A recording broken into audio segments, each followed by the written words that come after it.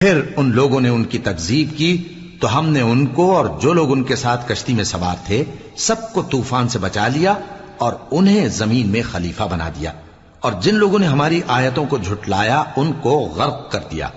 تو دیکھ لو کہ جو لوگ ڈرائے گئے تھے ان کا کیسا انجام ہوا۔ پھر نوح کے بعد ہم نے اور پیغمبر اپنی اپنی قوم کی طرف بھیجے تو وہ ان کے پاس کھلی نشانیاں لے کر آئے، مگر وہ لوگ ایسے نہ تھے کہ جس چیز کو پہلے جھٹلا چکے تھے اس پر ایمان لے آتے۔